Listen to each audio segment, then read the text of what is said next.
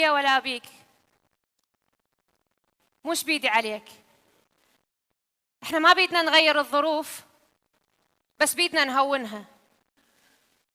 انت ما بيدك تشفي اي شخص مريض، بس بيدك تكون موجود فوق راسه بكل لحظة راح يقعد خايف نص الليل. بيدك تسمعه، بيدك تخليه يحكي لحد ما يطمن، بيدك تسوي له الاشياء اللي يحبها، بيدك تنطيه الاكلات اللي يحبها، وبيدك تكون يمه دائما. احنا لما نحب او لما نفرح نروح لاكثر شخص نحبه، ولما نحلم نروح لوالدنا، ولما نخاف، هذه قبل كنا نخاف، هسه كبرنا بعد عيب نخاف. لما نخاف نروح لأمنا.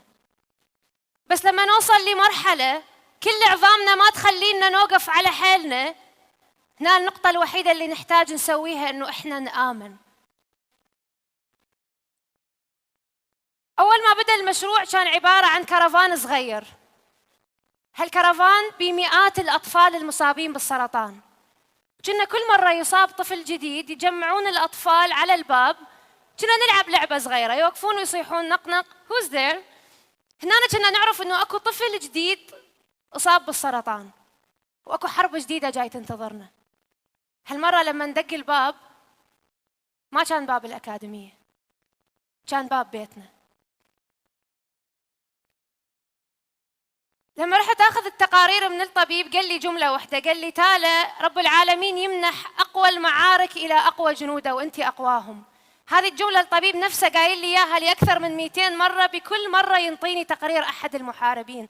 طلعت أدور على رب العالمين بكل مكان، دورتها بالكنائس، بالجوامع، بالمواكب، بالمنابر اللي دائما تصدح بالأصوات، ما لقيته. دورتها بكل مكان، بس نسيت إنه أنا أدور بداخلي. أول سؤال سألته قلت له ليش؟ إحنا بالبصراوي لما نعاتب نقول قلت له ليش؟ أنت خليتني مسؤولة عن آلاف الأطفال، لما الكل اقتنع إنه أنا أقوى جنودك، بس ليش أنت صدقت بهالشيء؟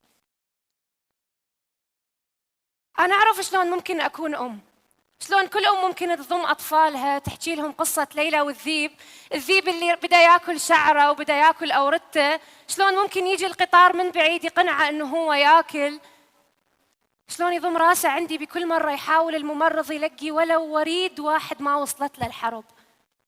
بس المشكلة إنه هذه الحرب جاي تصعب يوم بعد يوم، كل ما نكبر كل ما نستوعب إنه عيب نبكي، وإنه إحنا ما نقدر نضم راسنا إذا نخاف.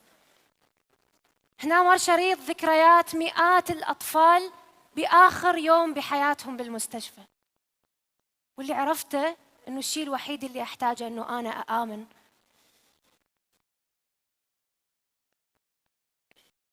الحياة كلها نهايتها واحدة، وكلنا ماشيين بالطريق نفسه إلى نفس النهاية. ليش نخاف أكثر من ما نعيشها؟ ليش نخاف أكثر مما نعيشها الأطفال، أكثر مما نعيشها الحياة؟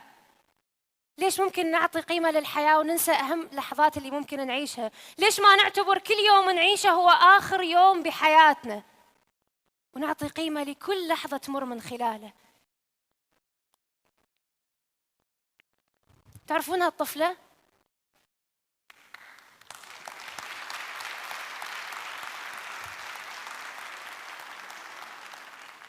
ثلاث 13 سنة هالطفلة محبوسة بالبيت. أبوها يخاف يطلعها للشارع والناس تحكي عليها. أبوها يخاف إنه جيرانه أو أصدقائه يقولوا له بنتك مخبلة. 14 سنة هالطفلة طلعت قدام مئات الناس ترسل لهم رسالة واحدة، إنك أعظم شيء ممكن تقدمه لابنك إنك تآمن به، ولا ضير إنك تزرع له جناح صغير حتى يكون أعظم راقص باليه.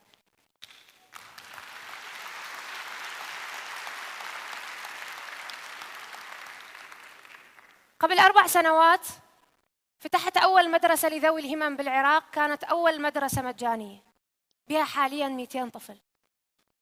جاني طفل عمره 17 سنة، جزء الأيسر متوقف بالكامل، كان كل مرة يلزم القلم يرجع يشمره بالأرض لين تتشنج إيده. قل لي أنا بس حلمي الوحيد إنه أقدر ألزم القلم أو أرسم. كنا نحتاج إنه إحنا نفتح أصابعه واحد واحد ونبوس إيديه منه، من هذه الإيد اللي كانت تتشنج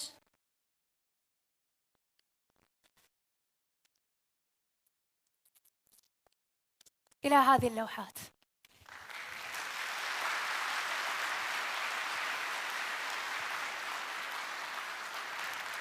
إلى معارض الرسم،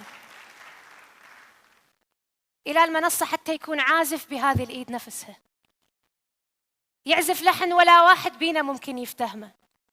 بعد مئات الدراسات اللي سويتها عن ذوي الهمم بالعراق وصلت إلى نتيجة واحدة، إنه الشيء الوحيد اللي ممكن يعالج ذوي الهمم إنه يآمن ويطمن وينحب.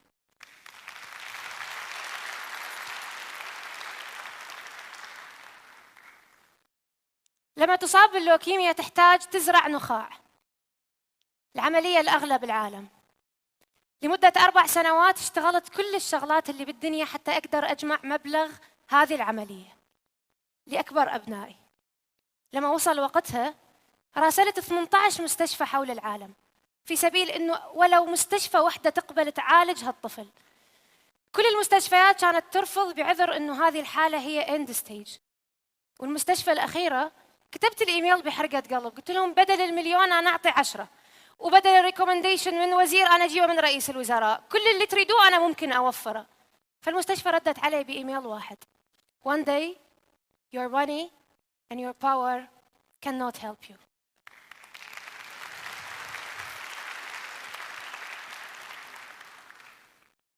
هذه كانت أعظم رسالة خلتني أفتح المدارس مجاناً، لأن أعرف قيمة الحياة. حتى تكون عظيم بعين نفسك تحتاج أنك توقف لفئة مهمشة بالمجتمع، تحتاج توقف لفئة العالم ناسيتها. بكل وظيفة بالعالم لازم دائما تفكر أنك تقدم ولو خدمة واحدة لشخص واحد غير نفسك.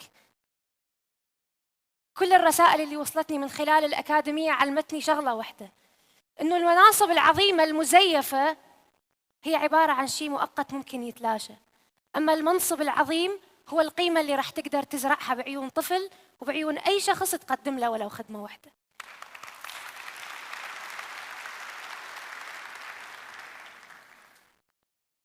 بالنهاية أدركت إنه كل إحنا ضعفاء، إنه أقوى واحد قاعد قدامي هو ضعيف، أو ممكن أضعف من أطفالي، إنه إحنا نحلم مثلهم ونخاف مثلهم ونبكي مثلهم، بس حطينا روحنا بإطارات بس مخاديدنا تعرف حقيقتها. كنت أتمنى بس إنه إحنا نفكر مثلهم. العام توفت بنيتنا الوسطانية زبيدة، فجيت لقيت صديقتها خاتلة جوا الميز، قلت لها شنو صاير؟ قالت أنا ما أعرف، يقولون زبيدة ماتت. يعني قاعدة أفكر إنه أنا هسه ما أقدر أخابرها وأطمن عليها، ولا تجي تقعد يمي بالصف حتى أقدر أبوسها وأسلم عليها. راح تبقى عندي بس الفيديوهات، ممكن أشوفها وها هي.